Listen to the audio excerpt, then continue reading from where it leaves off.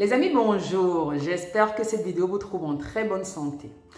Alors, permettez-moi de commencer par un peu de gratitude, les amis. J'aimerais vous dire merci tout simplement pour cette belle année 2022 qu'on a passée ensemble.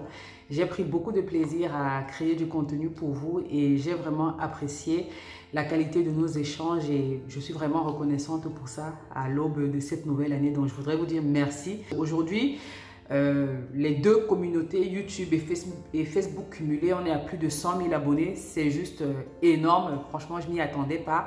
Je vous dis merci, merci, merci. Et ma prière, c'est que en 2023, que nous soyons encore ensemble, que le Seigneur me donne aussi l'énergie de continuer parce que, mine de rien, c'est un peu de travail. Franchement, parfois, je me demande même qui m'a envoyé.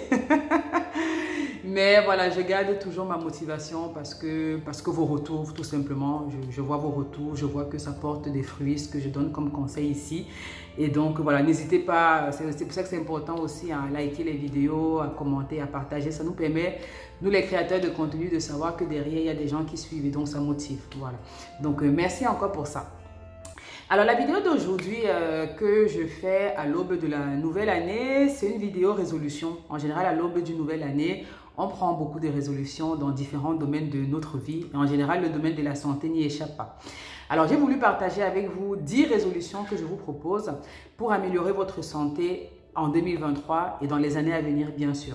La particularité de ces résolutions, vous allez voir, c'est qu'elles sont ultra simples à appliquer, à mettre en pratique. Elles ne vont pas vous demander beaucoup de temps. Elles ne vont pas vous demander beaucoup d'énergie. Elles ne vont pas vous demander beaucoup d'argent. Parce que très souvent, quand on exhorte les gens à améliorer leur santé tout de suite, on a cette idée que la santé coûte cher. Du coup, on se bloque déjà psychologiquement parlant. Vous allez voir les amis, ce que je vais vous présenter ici, c'est tellement simple. Mais par effet cumulé, vous allez voir que d'ici la fin de l'année prochaine, si on est encore là, si Dieu veut, vous allez voir à quel point vous aurez eu vraiment du mieux dans votre santé, que ce soit physique ou mentale. La première résolution que j'aimerais t'inviter à faire, c'est de prendre du temps pour toi. Tout simplement, j'aimerais t'inviter chaque jour à prendre 15 minutes dans ta journée pour toi. Alors, qu'est-ce que tu vas faire pendant ces 15 minutes? Tout simplement, tu vas faire le vide dans ta tête. Tu ne penses à rien, les soucis, le travail, etc. Tu oublies pendant 15 minutes.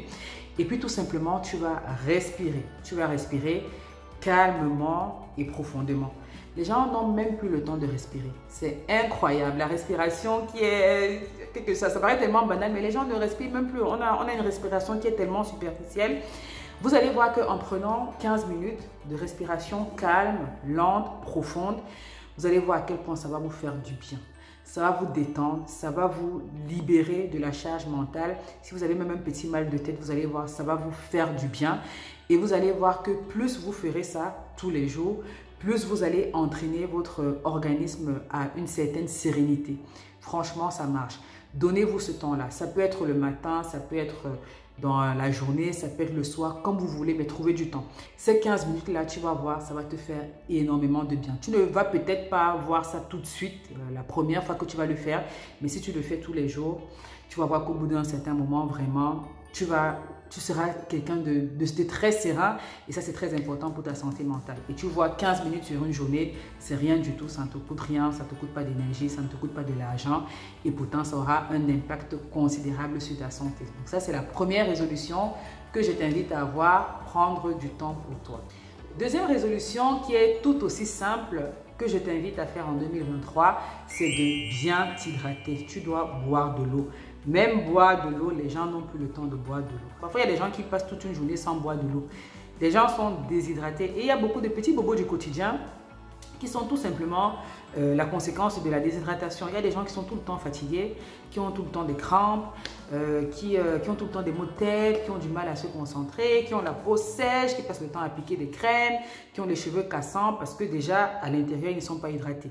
Tu dois suffisamment t'hydrater. On recommande minimum 1,5 litre d'eau par jour. Ça permet aussi, et ça c'est super important, aux reins d'éliminer les déchets, les toxines que le corps produit. Et Dieu sait que, en plus avec notre mode de vie aujourd'hui, les toxines, il y en a. Plus tu vas boire, plus donc tu vas uriner et plus le rein va éliminer. Donc vraiment, tu dois boire. Ça, c'est vraiment une résolution que tu dois prendre.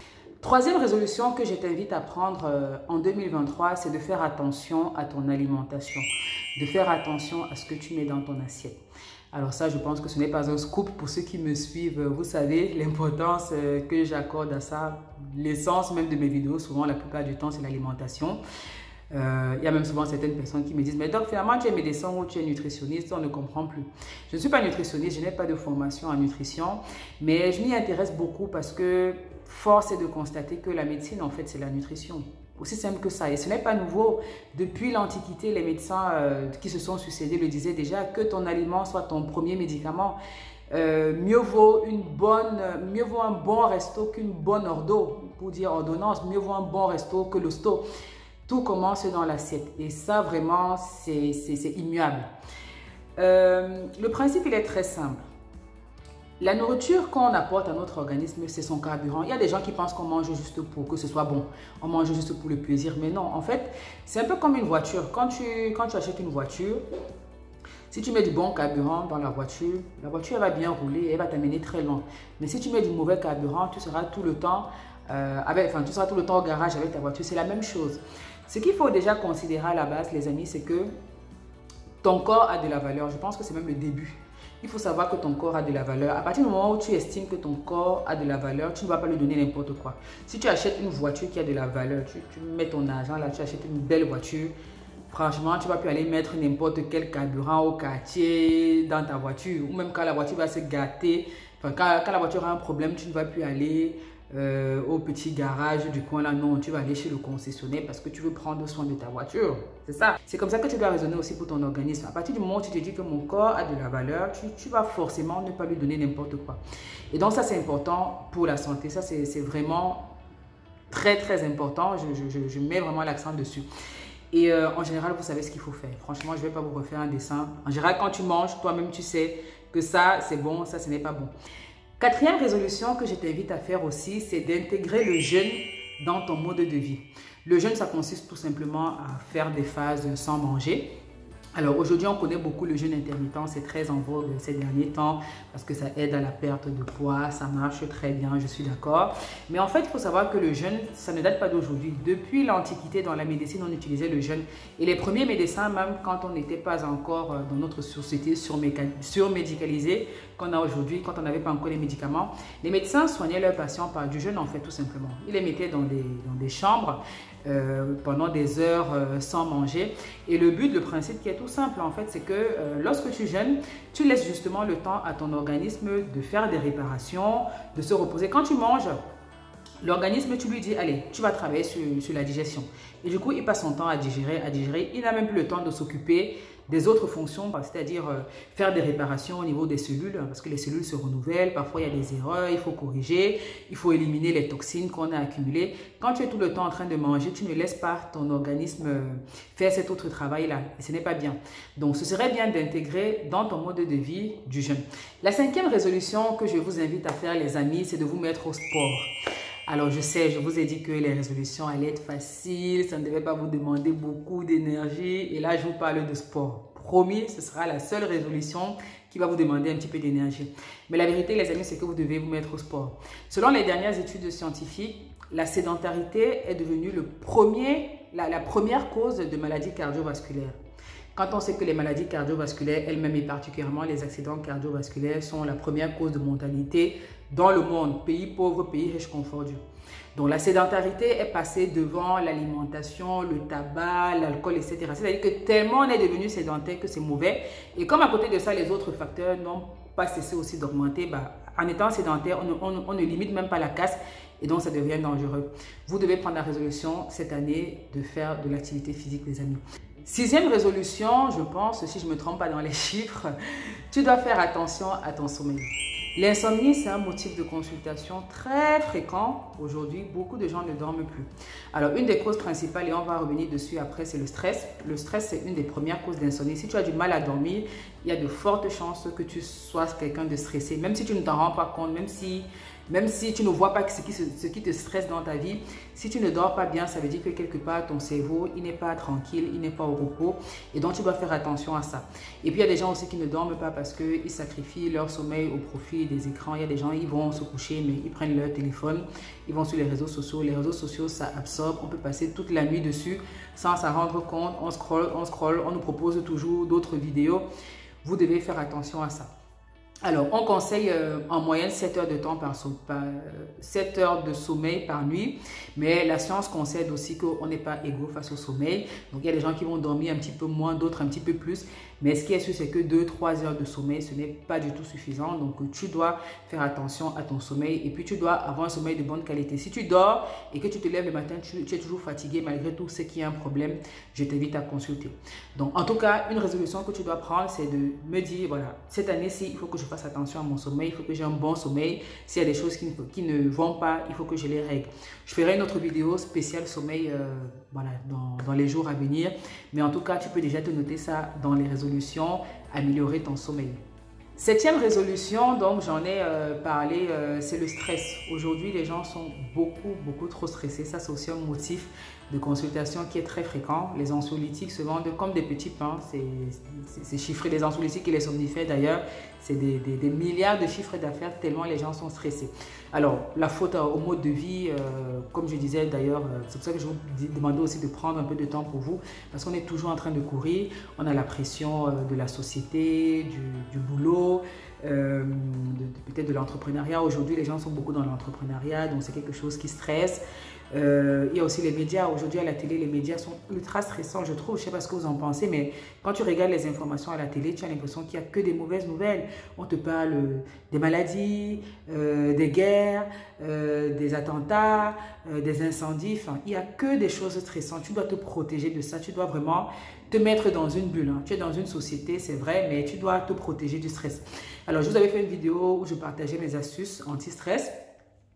Je vous avais parlé des séances de relaxation, donc on a parlé de la méditation, sophrologie, yoga, faites du sport, écoutez de la musique, ça fait du bien, faites de la lecture, faites de la relaxation, allez vous faire masser, allez vous détendre, faites autre chose que le travail, allez au ciné, voyez des amis, tout ce qui peut vous détendre, franchement, tout ce qui peut vous aider à lutter contre le stress, vous devez y penser. En tout cas, vous devez vraiment lutter contre le stress en 2023. 8e résolution que tu dois prendre, c'est de faire attention à ton poids.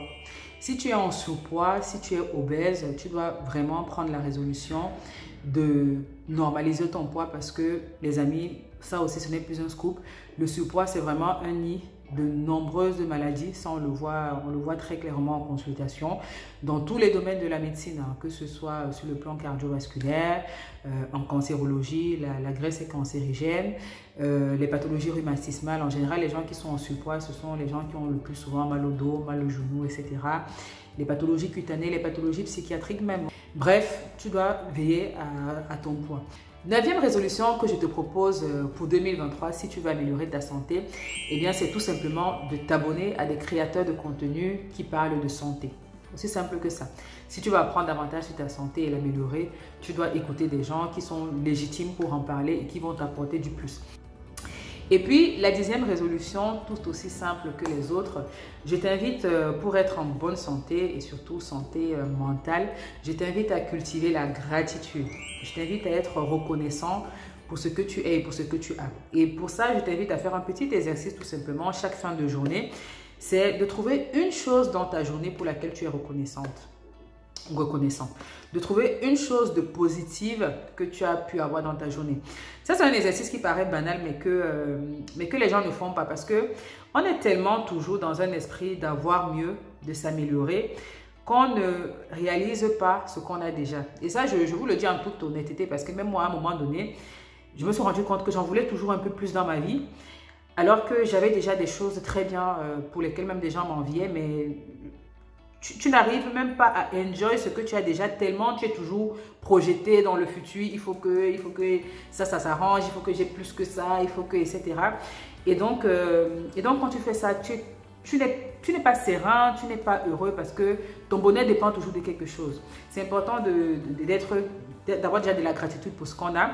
Et puis aussi, c'est important parce que le cerveau humain aussi, il a souvent tendance à retenir le mauvais. C'est-à-dire que tu vas passer une journée, par exemple, où tout s'est bien passé dans ta journée, mais il y a juste un truc de négatif qui s'est passé. Peut-être qu'en rentrant, tu t'es accroché avec une autre voiture et tu ne retiens que ça de ta journée. Et puis tu te dis, ah bah ma journée elle était fichue, ma vie elle est pourrie. Et c'est comme ça que tu as des gens qui disent, ah j'ai une vie de merde, ma vie elle est pourrie, il n'y a rien qui va. Alors qu'il y a énormément de choses qui vont. Et donc en fait, l'idée c'est de voir plutôt le verre à moitié plein plutôt qu'à moitié vide. D'accord? Donc je vous invite à cultiver la gratitude tous les soirs. Essayez de trouver une chose. Et vous allez voir même que vous pouvez en trouver plein. Essaye de voir ce que tu as de bien dans ta vie. Et puis tu vas voir que tu verras la vie autrement et tu auras une meilleure santé mentale. Donc voilà ce que je voulais partager avec vous les amis. La vidéo a été un peu longue, je suis désolée. Je sais que vous n'aimez pas les longues vidéos. Mais dites-moi quand même dans les commentaires, est-ce qu'il y a un truc, une ou deux résolutions, vous vous êtes dit, ah bah tiens, c'est vrai que ça paraît évident, c'est simple, mais j'y ai pas pensé. Ou alors peut-être qu'il y a des choses que vous faites déjà, ou alors il y a des choses que vous vous dites, bah ça je vais mettre en place. Partagez-moi ça en commentaire. En tout cas, je vous souhaite une très belle année, une très bonne santé, beaucoup de réussite, beaucoup de bonheur dans vos projets. Et je vous dis à très bientôt pour une nouvelle vidéo. D'ici là, prenez bien soin de vous, de votre santé.